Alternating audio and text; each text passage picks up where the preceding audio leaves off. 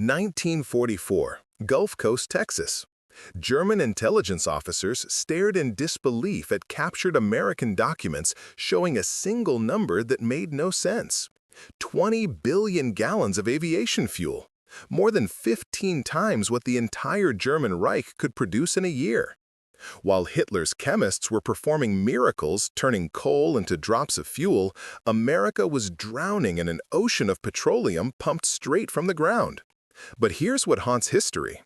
Could Germany have ever won the air war, or was the outcome decided the moment America's oil fields entered the equation? Before we jump back in, tell us where you're tuning in from. And if this story touches you, make sure you're subscribed, because tomorrow I've saved something extra special for you. Spring 1944. The air inside the Luna synthetic fuel plant smelled like burnt coal and chemicals. Werner Schultz walked through the massive facility with his hands behind his back, watching workers in heavy rubber suits move between giant steel towers that reached toward the gray German sky. Steam hissed from pipes overhead. The ground vibrated constantly from the machinery that never stopped, day or night. This place was his pride, his life's work, and he believed it represented the very best of German engineering. Schultz was a Hauptmann in the Luftwaffe, but he wasn't a pilot. He was something the military needed just as badly. A trained chemical engineer who understood how to turn Germany's black coal into clear aviation fuel. At 36 years old, he had spent the last 3 years making sure German fighter planes had fuel in their tanks. Without men like him, the Messerschmitts and Focke-Wulfs would sit silent on their airfields, useless as expensive toys. The walk from the main gate to the central control building took 12 minutes. Schultz knew because he timed it once. The plant stretched across hundreds of acres, with rail lines bringing in coal from mines in the east and taking out barrels of finished fuel to Luftwaffe bases across the Reich. Smokestacks rose like metal forests, pumping dark clouds into the sky. The sound was constant. Machinery grinding, steam escaping, trains coupling and uncoupling, men shouting orders over the noise.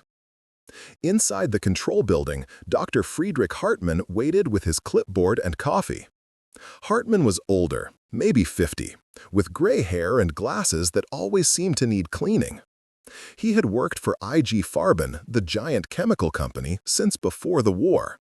Now he worked for Germany's survival, overseeing every batch of fuel that came out of Luna to make sure it met the strict standards the Luftwaffe demanded.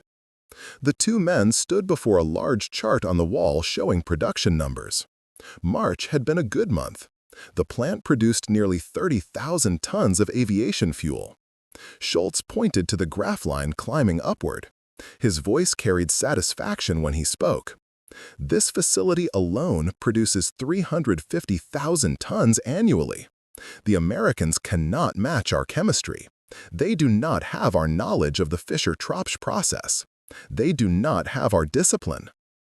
Hartmann nodded, but his expression remained tired. He had heard bombs falling on nearby cities. He had seen the workers growing thinner as food rations decreased. But the numbers on the chart were real, and numbers did not lie.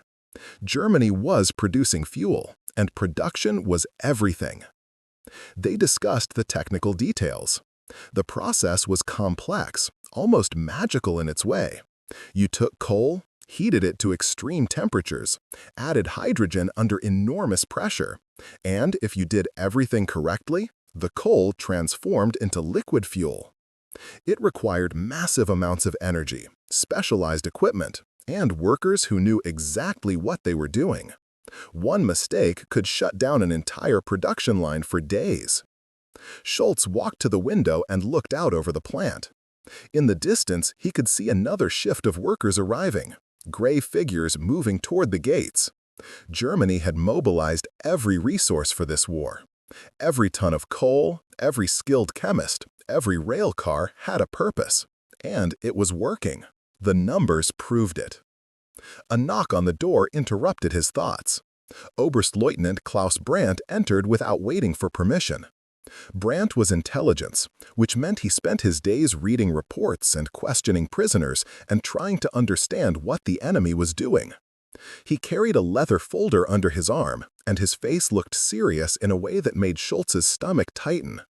Brandt did not waste time on greetings. He placed the folder on the table and opened it carefully, revealing pages covered in English text and columns of numbers. Some pages had been damaged, probably from fire or water, but enough remained readable. This was recovered from a B-17 bomber that went down near Frankfurt last week, Brandt said. His voice was flat, professional. The aircraft belonged to the American 8th Air Force. Inside the navigator's bag, we found these documents from their war production board. Schultz moved closer to examine the papers. He saw graphs, production schedules, facility locations. It looked like standard military logistics information, the kind every Air Force kept to track supplies. Hartmann adjusted his glasses and leaned in. "What are we looking at?" Brandt's finger traced down a column of figures. American Petroleum refining capacity, specifically their production of high-octane aviation fuel for 1944. Schultz felt his confidence return. Intelligence reports about enemy production were always interesting. It was good to know what the Americans were capable of producing. He expected to see numbers that would confirm what he already believed, that America had resources but lacked the technical knowledge to use them efficiently. Then Brandt pointed to a number near the bottom of one page. The figure seemed impossibly large. Schultz read it twice, then a third time, certain there must be a translation error or a misplaced decimal point. 20 billion gallons! The number sat there on the page like a bomb that had not yet exploded. Schultz did quick mathematics in his head. A gallon was roughly 4 liters. 20 billion gallons meant 80 billion liters. Germany's entire synthetic fuel program, running at maximum capacity, including all plants across the Reich, produced maybe 5 to 6 billion liters per year. He laughed. It was the only response that made sense. The laugh came out sharp and uncomfortable in the quiet office. "This must be a propaganda error," Schultz said, tapping the paper. "Perhaps they mean total oil production, all petroleum products combined, fuel for trucks, heating oil, everything?" Brandt shook his head slowly. His expression had not changed. "No, aviation fuel, high-octane gasoline suitable for aircraft engines, from natural petroleum refineries in Texas, California, Oklahoma, Louisiana, and other states." The room became very quiet. Outside, the machinery continued its endless grinding and hissing. But inside the control building, 3 men stared at a piece of paper that suggested something impossible. Hartmann broke the silence. His voice sounded smaller than usual. "That cannot be correct. If these numbers are accurate, the Americans produce more aviation fuel in 1 month than we produce in an entire year." Schultz wanted to argue, wanted to find the flaw in the intelligence. But Brandt was good at his job. The man did not bring forward information unless he had verified it multiple times. These were not estimates or guesses. These were captured American documents showing their own internal production figures. Brandt opened the folder wider, revealing more pages. Photographs this time, taken by reconnaissance aircraft. The images showed industrial facilities along the American Gulf Coast. Massive tank farms stretched for miles. Refineries that made Luna look small. Rail yards filled with tank cars. Ports where ships the size of city blocks loaded petroleum products. Preparing and narrating this story took us a lot of time, so if you are enjoying it, subscribe to our channel. It means a lot to us. Now, back to the story. "We have been monitoring their production for months," Brandt continued. "Every report confirms the same thing. The Americans do not synthesize fuel from coal like we do. They pump crude oil directly from underground reservoirs. Texas alone has more proven petroleum reserves than all of Europe's coal-to-liquid capacity combined." Schultz felt something shifting inside his understanding of the war. He had always known America was rich, that they had resources Germany lacked.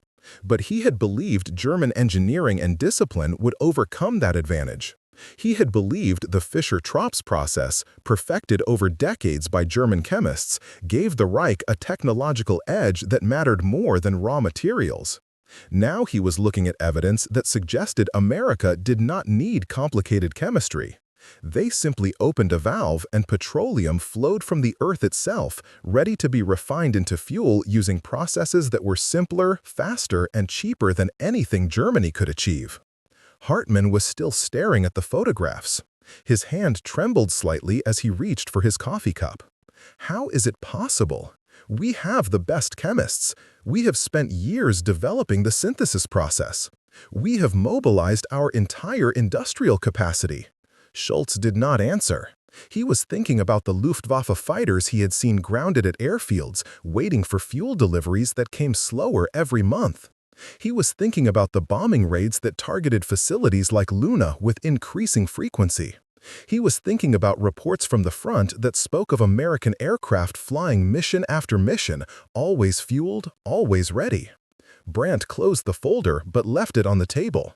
The gesture felt significant, like he was leaving evidence of something terrible that could not be ignored. "I wanted you to see this," Brandt said to Schultz. "You understand fuel production better than anyone. Tell me if I am wrong. Tell me if there is something I am missing." Schultz looked at the folder, then at the window overlooking the plant where workers moved between the massive towers, where coal arrived every hour to be transformed through heat and pressure and chemistry into precious drops of aviation fuel. He thought about the pride he had felt just minutes ago, looking at the production charts on the wall. Then he looked back at Brandt and gave the only honest answer he could. "If these numbers are correct, then we are not fighting a war. We are drowning in one." 3 weeks later, Schultz stood in a war room deep inside a Berlin ministry building. Maps covered every wall, showing oil fields, refineries, and pipeline networks across America. Red pins marked major production facilities. Blue lines traced transportation routes. The scale of it made his head hurt. Intelligence officers had been collecting information for months, piecing together a picture of American industrial capacity that grew more frightening with each new report. Aerial photographs lay spread across a long wooden table. Schultz picked up one image showing a refinery complex near Port Arthur, Texas. The facility stretched for miles along the coast. Hundreds of storage tanks sat in neat rows like silver coins. Each tank could hold more fuel than Luna produced in a week. Dr. Hauptmann stood beside him, running calculations on a chalkboard mounted to the wall. His chalk scratched and formulas while other officers watched in silence. Finally, Hauptmann stepped back and stared at what he had written. "If these American figures are accurate," he said quietly, "they produce more aviation fuel in 30 days than our entire synthetic program produces in 12 months. Schultz wanted to find an error in the mathematics, but he had checked the numbers himself a dozen times. The conclusion was always the same. America was not just ahead. America existed on a different scale entirely. Brandt appeared with more photographs, these showing oil derricks in Oklahoma and California. In one image, crude oil gushed from a new well, black liquid shooting into the air while workers celebrated below. The oil came from deep underground, pressurized by nature itself, requiring only steel pipes and pumps to bring it to the surface. "We synthesize," Schultz said, more to himself than anyone else. "They harvest." The contrast became clearer every day. German workers labored in underground factories, protected from Allied bombs, but working in darkness and dust. They moved coal from mines to processing plants on damaged rail lines, constantly repairing what bombs had destroyed the night before. Every step required energy, effort, and organization. The Fischer-Tropsch process demanded extreme heat and pressure. It needed skilled technicians monitoring every stage. One plant could take years to build and required massive amounts of electricity that Germany barely had to spare. Meanwhile, in America, oil flowed from the ground like water from a spring. Refineries operated in peacetime conditions, untouched by enemy aircraft. Workers lived in normal houses, ate regular meals, and went home after their shifts. The refineries themselves were simpler than synthesis plants. Crude oil arrived by pipeline, got heated and separated into different products, and came out as gasoline ready for engines. The process was faster, cheaper, and produced vastly more fuel per facility. Schultz visited a prisoner interrogation facility the following week. He wanted to hear it from an American directly. The pilot sat across from him, a young man, maybe 23 years old, wearing a clean uniform despite being captured. His name was Lieutenant Morrison, and he showed no fear during questioning. Schultz asked about fuel supplies. Morrison shrugged like it was the most boring topic imaginable. "We've got plenty," the pilot said. "You guys shoot down one of our bombers, we send 10 more the next day. You hit a fuel depot? Doesn't matter. There's 50 more where that came from." The casual confidence in his voice hit harder than any intelligence report. Morrison was not boasting. He was simply stating facts as obvious as the weather. "Back home in Kansas," Morrison continued, "my dad complains about gas rationing, but there's still enough for weekend drives to visit my grandma. It's just inconvenient, not a crisis." Schultz dismissed the prisoner and sat alone in the interrogation room afterward. America was fighting a war on 2 continents, supplying allies across the world, and their civilians still had fuel for weekend visits. Meanwhile, German citizens walked or rode bicycles because gasoline was reserved entirely for military use. By late 1944, Allied bombing campaigns intensified their focus on German fuel production. Luna was hit repeatedly. Schultz received reports after each raid. Production down 40%, then 50%, then 60%. Pipes burst, towers collapsed, fires burned for days. Repair crews worked around the clock, but every time they restored production, more bombers arrived. Intelligence showed American fuel production increasing during the same period. New refineries came online, pipelines expanded, tank farms grew larger. The gap was not closing, it was widening. Hartmann looked 20 years older when Schultz saw him next. The chemist's voice was hollow. "We are trying to make water from stones while they drink from a river." Winter came to Germany with unusual cruelty in 1944. Snow fell on broken cities and bombed factories. The cold seemed to find its way through every wall, every coat, every thought. Schultz stood in what remained of the Perlitz synthetic fuel plant on a gray morning in December, watching smoke rise from ruins that still smoldered 3 days after the latest air raid. The plant had been spectacular once, a masterpiece of German engineering built on the shores of the Baltic Sea. It had produced nearly 600,000 tons of fuel per year at its peak, feeding the Luftwaffe bases scattered across occupied Europe. Schultz had visited during better times, walking through spotless corridors where technicians in white coats monitored gauges and adjusted valves with surgical precision. He remembered the pride in their voices when they explained the chemistry, the careful balance of temperature and pressure that transformed worthless coal into aviation fuel worth more than gold. Now those corridors were gone. The towers had collapsed into twisted metal sculptures. The rail lines that once brought coal had been torn apart by explosions. Workers in dirty clothes picked through debris, salvaging what they could. But their movements looked hopeless. They were gathering pieces of something that would never work again. Schultz's boots crunched through frozen ash as he walked deeper into the destruction.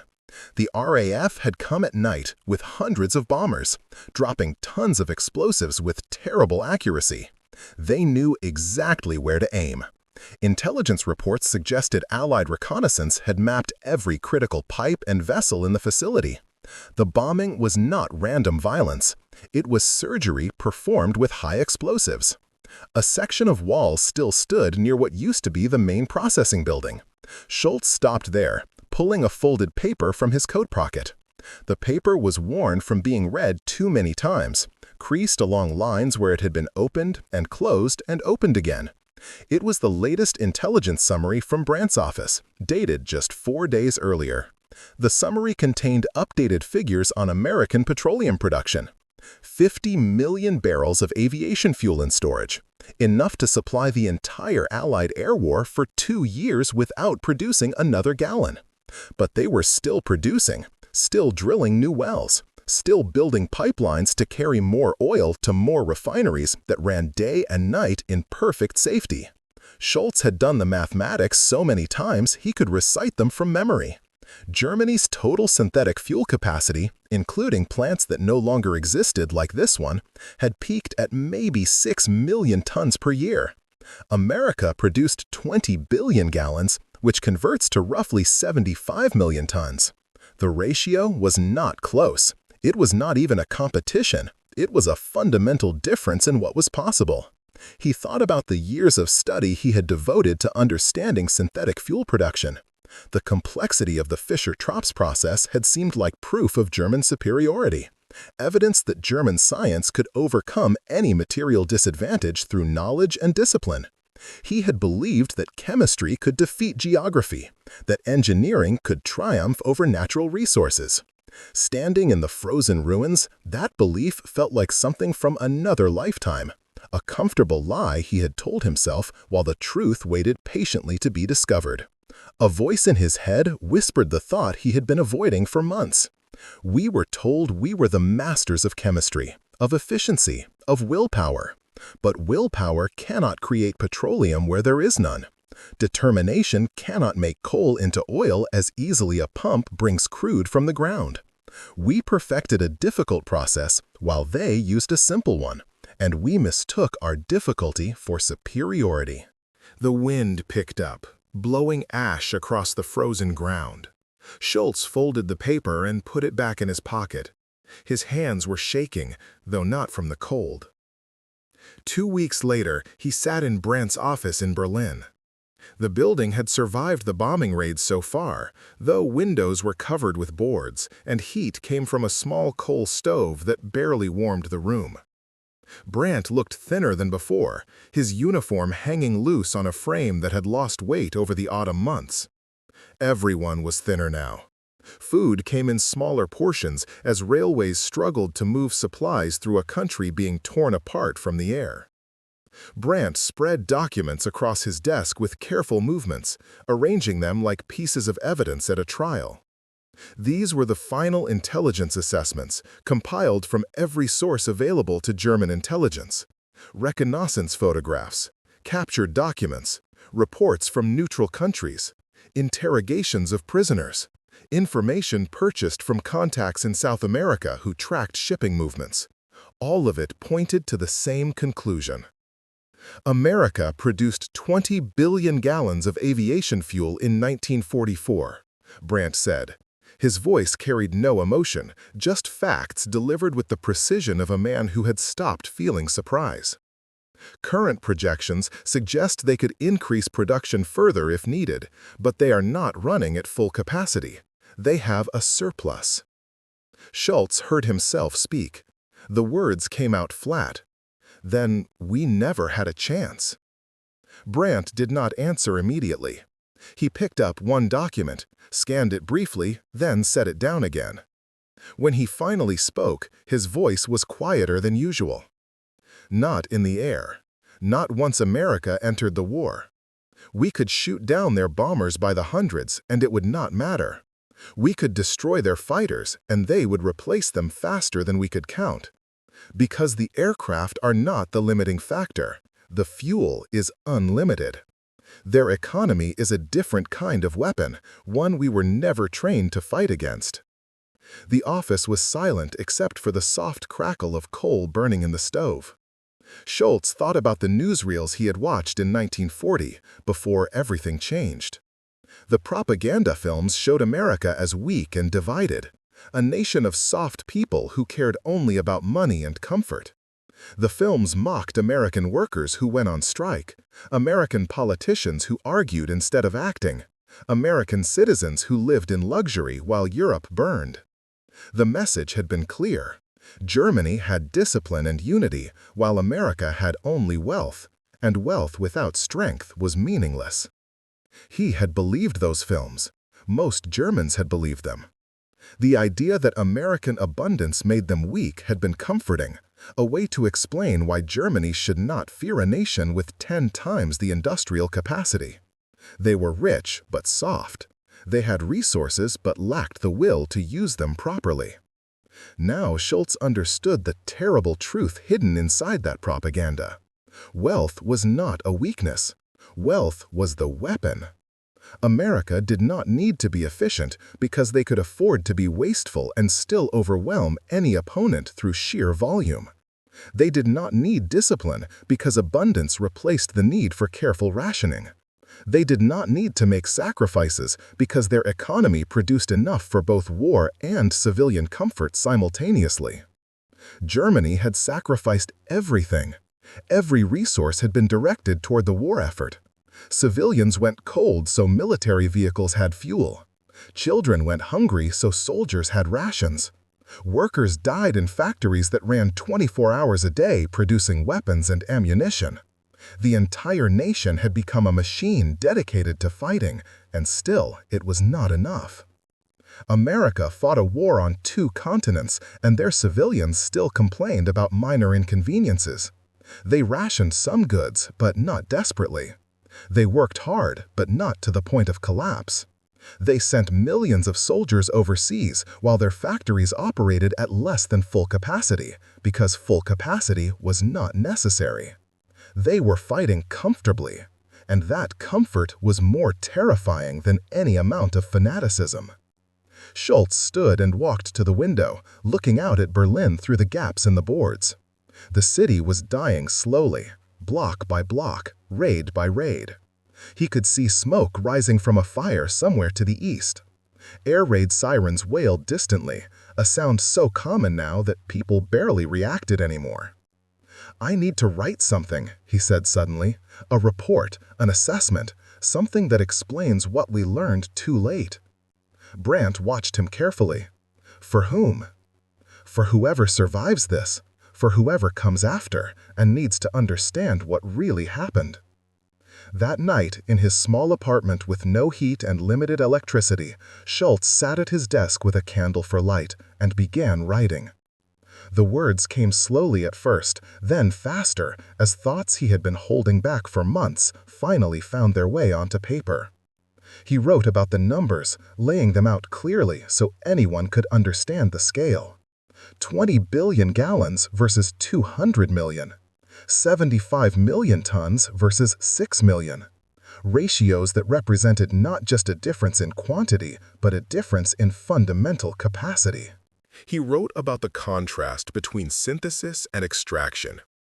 German coal had to be mined, transported, processed through complex chemistry requiring enormous energy and specialized equipment, all while under constant attack from an enemy that controlled the skies. American oil flowed from the ground under its own pressure, got refined through relatively simple processes, and moved through pipelines that operated in complete safety because no enemy could reach them. He wrote about the realization that had shattered his worldview. Germany had not lost because Germans were weak or cowardly or poorly led. Germany lost because some advantages cannot be overcome through willpower or discipline or sacrifice. When one side has access to natural petroleum reserves that dwarf anything the other side can synthesize, the outcome is decided before the first shot is fired. The war in the air was over the moment America's oil industry began producing for military purposes. His hand was cramped from writing, but he continued.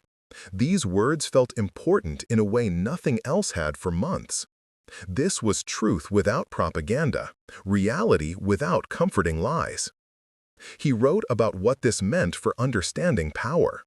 Real power was not the willingness to suffer or sacrifice. Germany had suffered terribly and sacrificed everything. Real power was having so much that suffering was unnecessary. Real power was fighting a total war while your citizens still had enough gasoline for weekend drives.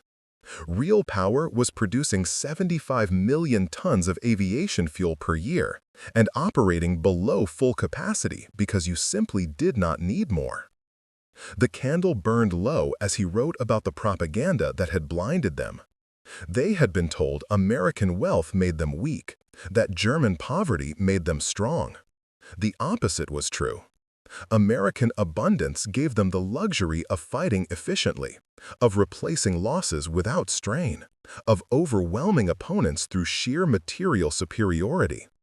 German scarcity forced desperate measures, inefficient choices, and ultimately inevitable defeat. Schultz paused, staring at the page. One more truth needed to be written, perhaps the most important one. We lost not because we were weak, but because we never understood the scale of what we faced. We thought we were fighting a nation. We were fighting an economy. We thought we were competing with factories. We were competing with geology. We thought chemistry could overcome nature. We were wrong. He dated the entry May 1945, even though the month had not yet arrived. By May, he knew the war would be over. Germany would be occupied, divided, destroyed. These words might be all that survived of what he had learned. The candle went out, leaving him in darkness. Schultz sat for a long time before standing and making his way to bed. Outside, the city lay silent under winter stars. Somewhere in America, refineries were running through the night, producing fuel no one particularly needed at the moment, for a military that already had more than enough, in a country that would win not through courage or skill, but through the simple mathematics of abundance.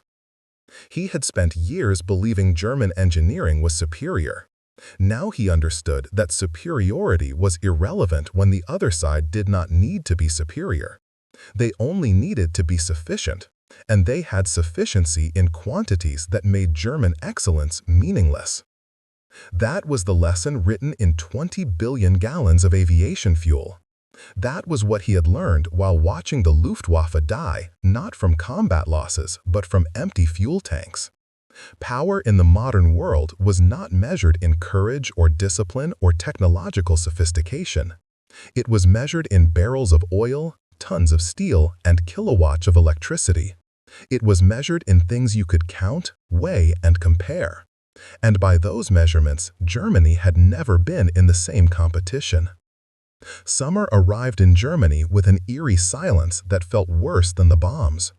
Schultz returned to his hometown near Luna in July 1945, traveling by foot and occasional rides on farm carts, because the trains no longer ran regularly.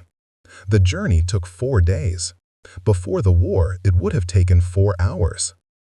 The town looked smaller than he remembered, though nothing about its size had actually changed.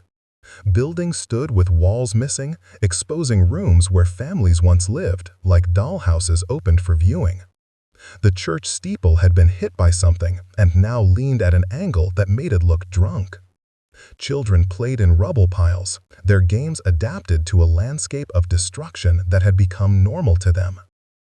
Schultz walked through streets where grass grew between cobblestones because no one had time to tend such things anymore. He passed people with hollow eyes who moved slowly, conserving energy because food came in portions barely sufficient for survival. An old woman sat on a broken wall, staring at nothing. 2 men argued quietly over a damaged bicycle, their voices tired rather than angry. The smell of the town had changed. Before, it had smelled like coal smoke and cooking and life. Now it smelled like dust and dampness and rot. Buildings that had not been repaired were decaying slowly, woodworking and plaster crumbling. The war had ended, but its effects continued, a slow-motion collapse that might take years to stop. He made his way toward the Luna plant, following a route he had walked hundreds of times. The facility came into view as he crested a small hill, and he stopped walking without intending to. The sight hit him like a physical blow. The towers were gone. Not damaged, not repairable, just gone. Where massive steel structures had once reached toward the sky, there were now empty spaces and piles of twisted metal. The main processing building was a skeleton of support beams with no walls or roof. Rail cars sat abandoned on tracks that led nowhere, their wheels rusted. The coal stockpile that had once resembled a small mountain had been scattered by explosions, leaving black streaks across the ground like paint thrown by a careless giant. Schultz stood on that hill for a long time, looking at ruins that had once represented the peak of German industrial achievement. He had walked through this plant with pride, explaining the chemistry to visitors, showing them how German science could transform worthless coal into precious fuel. He had believed this place proved something important about his country's capabilities. Now it proved something else entirely. It proved that capability without resources was temporary. It proved that excellence without abundance was fragile. It proved that everything he had believed about industrial power was incomplete. He walked down to the plant gates, which hung open and unguarded. A few people picked through the rubble, salvaging metal they could trade for food. No one challenged him as he entered. No one seemed to care. The plant was a corpse being picked apart by scavengers, and corpses needed no security. Near what used to be the main control building, he found Dr. Hartmann sitting on a chunk of concrete, eating a small piece of bread. The chemist looked up as Schultz approached, and recognition came slowly to his face. Hartmann had aged 20 years in the past 12 months. His hair was completely white now, and his clothes hung on him like cloth on a scarecrow. They sat together in silence for several minutes. There seemed nothing immediate to say. The ruins said everything necessary. Finally, Hartmann spoke. "We built this with such pride." Schultz nodded. "And they buried it with surplus." The word hung between them, surplus. America had not strained to destroy German fuel production. They had not sacrificed everything to win the air war. They had simply flown mission after mission, using fuel they had in abundance, bombing targets with a patience that came from knowing they could keep coming back as many times as needed.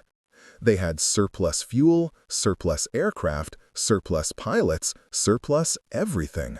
And surplus had defeated excellence. Hartmann finished his bread and stood slowly, joints creaking. "I am going home. There is nothing left here to do." Schultz watched him walk away, a bent figure moving through ruins toward a town that was itself a kind of ruin. Then he was alone among the wreckage of his life's work. He pulled the folded intelligence report from his coat, the one he had carried for months. The paper was falling apart now, worn soft at the creases. He looked at the numbers one final time. 20 billion. Then he let the paper go, watching it flutter away in the wind. Just another piece of debris among the destruction. The contrast was impossible to ignore. Here in Germany, no fuel, no transportation, no heat, no infrastructure. The entire industrial system that had supported the war machine lay in ruins. People walked because vehicles had no gasoline. Factories sat empty because they had no electricity. The economy had collapsed into a survival system where a loaf of bread was worth a week's wages. In America, the refineries were still running. Schultz had seen the latest reports before leaving Berlin.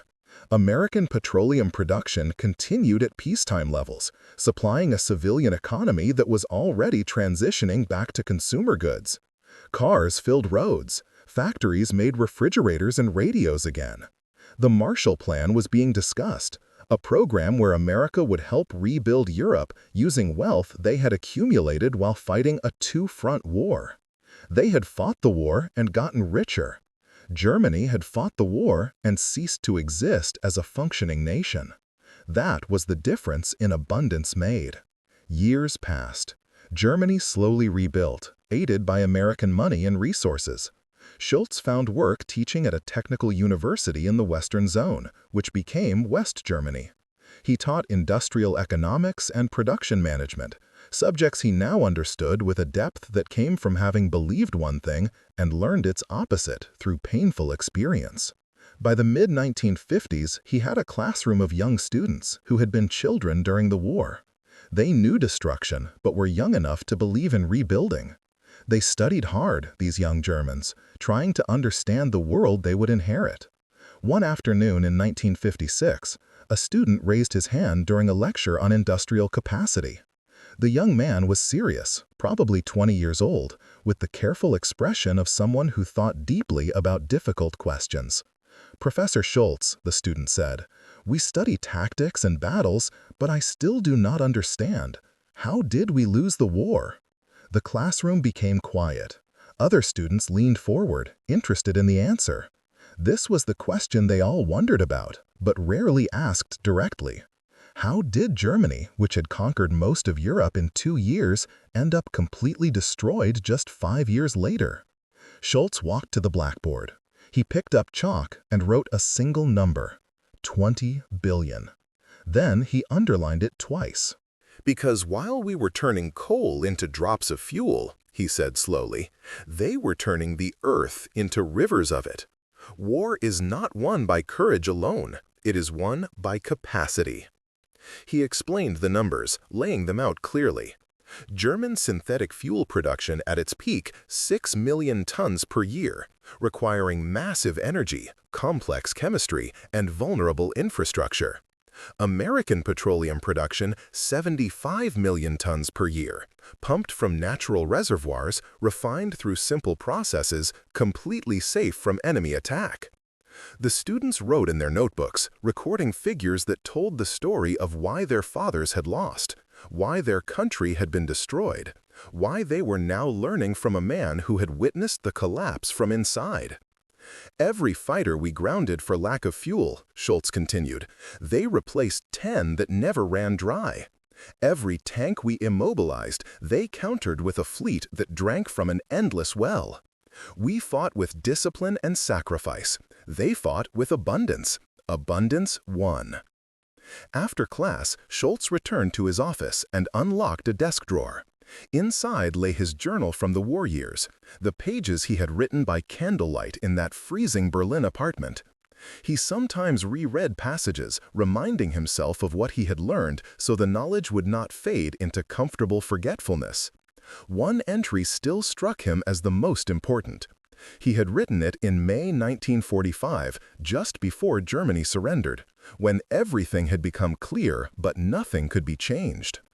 The entry read, "I returned from the war understanding that we had fought not just an enemy, but an economy we could not comprehend. The Americans did not defeat us with superior tactics or bravery. They defeated us with abundance. Every fighter we grounded for lack of fuel, they replaced with 10 that never ran dry. Every tank we immobilized, they countered with a fleet that drank from an endless well." He closed the journal and looked out his office window at students walking across campus. They lived in a different Germany now, one being rebuilt with American aid, one learning to exist in a world where industrial capacity mattered more than military courage. What had he learned in the shadow of American power? The answer was clear. Victory belonged not to those who suffered most, but to those who could afford to win. 20 billion gallons had not been just fuel. It had been the weight of inevitability, the mathematical certainty that some contests are decided by resources rather than resolve.